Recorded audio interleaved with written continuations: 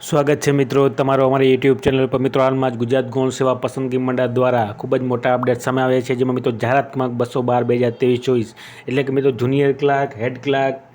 સમાજ કલ્યાણ અધિકારીની જે અલગ અલગ જગ્યાઓની ભરતી માટેની જાહેરાત કરવામાં આવેલી હતી, તો મિત્રો તેના પ્રથમ તબક્કાના પરીક્ષાનો કાર્યક્રમ અંગેની જાહેરાત કરવામાં આવેલ છે અને કોલ લેટર તમે કઈ તારીખથી ડાઉનલોડ કરી શકશો તેની વિગતવાર અગત્યની જાહેરાત કરવામાં આવેલ છે। જેમાં મિત્રો વધુ વિગતવાર જોઈએ તો મિત્રો પરીક્ષાનો કાર્યક્રમ અંગેની અગત્યની જાહેરાત છે, જેમાં ગુજરાત ગૌણ સેવા પસંદગી મંડળ ગાંધીનગર દ્વારા જાહેરાત ક્રમાંક 212/2023 ગુજરાત ગૌણ સેવા પસંદગી મંડળ દ્વારા વર્ગ 3ની ગ્રુપ એ અને ગ્રુપ બીની સંયુક્ત સ્પર્ધાત્મક પરીક્ષા મિત્રો જે યોજવાની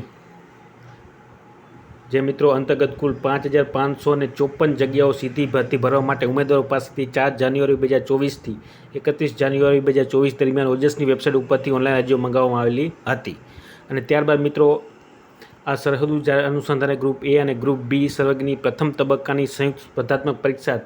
તારીખ 1 એપ્રિલ 2024 થી 8 મે 2024 દરમિયાન પ્રતિદિન 4 સેશનમાં CBRT એટલે કે કોમ્પ્યુટર બેઝ રિસ્પોન્સ ટેસ્ટ પદ્ધતિથી આયોજન કરવામાં આવેલ છે, જેની સંબંધિત ઉમેદવારે નોંધ લેવા વિનંતી મિત્રો। તો મિત્રો 1 એપ્રિલથી 8 મે 2024 દરમિયાન 4 સેશનમાં આ એક્ઝામ યોજવામાં આવશે। CBRT દ્વારા મિત્રો ઓનલાઈન યોજવામાં આવશે આ એક્ઝામ અને મિત્રો સરહદો જાહેરાત અન્વયે ઉમેદવારોએ તારીખ 21 માર્ચ 2024 મિત્રો 21 માર્ચ 2024ના રોજથી ઉમેદવાર આ કોલ લેટર તેમના ડાઉનલોડ કરી શકશે અને પરીક્ષાનો વિગતવાર કાર્યક્રમ તથા કોલ લેટર ડાઉનલોડ કરવા અંગેની સૂચનાઓ હવે પછી મિત્રો જાહેર કરવામાં આવશે। આથી ઉમેદવારે સમયાંતરે વેબસાઇટ જોતા રહેવા વિનંતી। અને મિત્રો આ ગુજરાત ગૌણ સેવા પસંદગી મંડળ દ્વારા 1 માર્ચ 2024ના રોજ મિત્રો આ જાહેર કરવામાં આવેલ છે। તો મિત્રો ગુજરાત ગૌણ સેવા પસંદગી મંડળ દ્વારા 1 એપ્રિલ 2024 થી